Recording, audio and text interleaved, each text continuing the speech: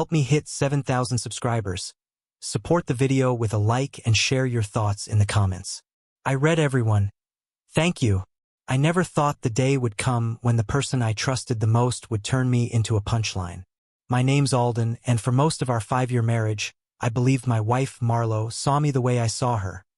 Someone to protect, someone to cherish, someone to stand beside even when things weren't perfect. I wasn't naive. No marriage goes untouched by strain. But nothing prepared me for what I overheard one Thursday night. Nothing prepared me for the moment I realized respect, the thing love needs most, had quietly evaporated from her heart. It started with a group dinner at our place. Marlo invited her closest friends, women I'd known since we started dating. They'd seen me through everything. Our engagement, our move, the early struggles of settling into marriage. I'd always believed they liked me, or at the very least respected me because she did. That night, laughter filled the living room. I was in the kitchen putting dishes away, pretending not to notice how the wine had loosened their tongues. Then I heard my name, followed by the kind of giggling that never signals anything good. Honestly, Marlo sighed dramatically, I love him, but God, he is just awful in bed. The spatula slipped from my hand. Her friends gasped, then burst into laughter. Loud, mean, careless laughter. I froze, my muscles refusing to move as something inside me cracked. My own wife, my partner, mocking me behind my back. She continued, almost enjoying the performance. He's sweet, sure, but passion? Skill? No, it's just disappointing. I mean, you'd think by now he'd get better at it. Another wave of laughter washed over her guests. Every word hit harder than a punch. I wasn't angry at first. I was embarrassed, humiliated, confused. My face felt hot. My pulse hammered in my throat. How many times had she thought this? How many nights had been some quiet performance she endured and later mocked? But the worst part wasn't the words, it was the tone. Light, carefree, like she'd been holding onto this joke, waiting for the perfect crowd to appreciate it. Except, not everyone laughed. I heard a softer voice, sharp with disapproval, Tessa, her best friend since college. Marlo, what the hell? That's not something you say about your husband. Marlo brushed her off. Oh, relax, Tess. It's just us. Plus, he'll never know. That sentence flipped a switch inside me. I stepped away before anyone could see the look on my face. I didn't want pity. I didn't want confrontation fueled by wine. I just needed space. So I left the house quietly and sat in my truck in the driveway, trying to breathe through the rush of disbelief. When the women finally left, I walked back inside. Marlo greeted me like nothing had happened, smiling as she collected empty glasses. Did you have fun upstairs? She asked. I looked at her, really looked at her, and saw something I hadn't noticed before. A casual cruelty that had been building in small comments, eye rolls, sighs she assumed I never heard. Maybe tonight was just the first time she had the right audience for it. I heard what you said. I told her. Her face drained. What do you mean? You said I'm awful in bed. You laughed about it. With your friends. She swallowed hard. Alden, it was a joke. You're being dramatic. Joke. Funny. Light. Harmless. Words people use when they want to escape accountability. It wasn't a joke to me, I said calmly. It was disrespect. She scoffed, tossing her hair over her shoulder. Oh my God. Don't turn this into some serious thing. Guys make jokes like this all the time. I shook my head. Not about their wives. Not about something that intimate. Not with people you call your friends. She rolled her eyes. You're too sensitive. That line, those exact words, were the final confirmation that something deeper was broken. But I wasn't the only one who felt that way. The next morning, while Marlo was still asleep, my phone buzzed. A message from Tessa. Hey, I'm sorry for last night. If you want to talk, you should know. That wasn't the first time she said things like that. My stomach dropped. And I don't think she realizes how wrong she is. You deserve better than being humiliated by your own wife. I stared at the screen, unsure how to reply. I had no idea what she meant by wrong. Not yet, but I was about to find out. I didn't respond to Tessa right away.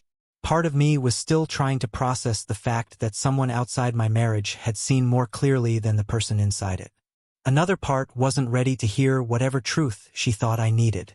But her message stayed with me all morning, nagging at the edges of my thoughts. When Marlo finally woke up, she acted like nothing had happened. She hummed while making coffee, scrolled through her phone, even kissed my cheek as if she hadn't ripped something essential out of me the night before. I watched her move around the kitchen, light and unbothered, and it hit me how rehearsed this version of her felt. The sweet smile, the soft voice, the way she touched my arm. It wasn't affection, it was habit. A script she knew by heart, even if the meaning had faded long ago. Around noon, I stepped outside and finally texted Tessa back. "What did you mean by wrong? Just tell me straight." She replied almost instantly. "I didn't want to be the one to say this, but Marlo's the problem, not you. She complains about intimacy to everyone, but she's never honest about why." I frowned. Why what? There was a long pause. Why she's distant? Why she blames you? Why she jokes at your expense? It's easier for her to say you're bad in bed than admit she shuts down emotionally. She's been doing it for years. Even before you two got married. My heart twisted. Not because I believed Tessa blindly, but because something about her honesty felt heavier, more grounded, more real. It had weight to it, the kind truth usually carries. "Alden, I'm not saying this to hurt you. I'm saying it because she's cruel when she's insecure. And you didn't deserve what she said last night. Not even a little." I exhaled slowly. Before I could type a reply, another message came through. "Also, don't take this the wrong way, but she's wrong about you." I blinked at the screen. Wrong how? This time there was no pause. "You're not awful in bed. Not even close." My pulse stumbled. I stared at those words, reading them again and again, making sure I hadn't misunderstood. I typed, "Tessa, why would you know that?" Another pause, this one long enough that I thought she wasn't going to answer. Then, "Because she told me details. And let's just say, the problem isn't skill. It's her. She shuts down intimacy and then blames the other person so she doesn't have to deal with herself." My hands tightened around my phone. I didn't know what reaction I was supposed to have. Anger, embarrassment, disbelief, but what I felt most was clarity. Cold, still clarity. It was never about my ability. It was about her avoidance, her insecurity, her deflection, her need to hide behind jokes because facing her own emotional walls was scarier than humiliating her husband. That night, after dinner, I told Marlo we needed to talk.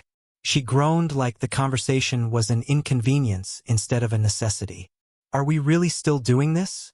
she sighed. "Yes," I said plainly. "We are." She crossed her arms. "Fine. What do you want to hear? That I'm sorry? That I didn't mean it? Because you're making way too big a deal out of a joke." "It wasn't a joke," I replied. "A joke requires humor. What you did was disrespect." She rolled her eyes again, her favorite form of punctuation. "You're acting like I cheated.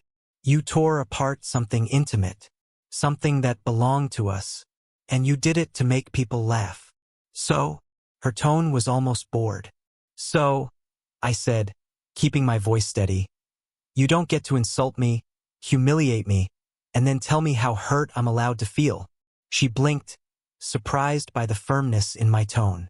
"And for the record," I added, "you weren't telling the truth. You were covering for your own issues." Her cheeks flushed not with guilt, but with fear, the kind that comes from being seen too clearly. "Oh my God," she muttered. "Did Tessa say something? She always hated me." "No," I said. "She just doesn't lie." Marlo's jaw tightened. "You're taking her side?" "I'm taking the side of reality, which you've been running from for years." She tried to argue, but the words tangled in her throat. The walls she hid behind were suddenly transparent. I could see every crack. I didn't raise my voice. I didn't insult her. I didn't match cruelty with cruelty. I simply stood up. "I want space," I said. "Real space. I'm staying at my brother's for a bit." She panicked instantly. Wait, Alden, come on. Don't be dramatic. There's that word again, I said quietly. She reached for my arm, but I stepped back. You made me a joke in a room full of people. I'm not going to stay here and pretend we're fine. Her voice shook. You're leaving? Over this? No, I said. I'm leaving because you don't respect me. And once respect is gone, everything else falls with it. I grabbed my bag and walked out. She didn't follow. She didn't apologize. She didn't say a word. But my phone buzzed as I reached my car. A message from Tessa. If you ever need someone to talk to, I'm here. And for what it's worth, you're a good man, Alden. Don't let her define you. For the first time in a long time, I believed that. And I drove away knowing one thing with absolute certainty. I wasn't the one who failed our marriage. I was just the one who finally stopped accepting disrespect disguised as humor.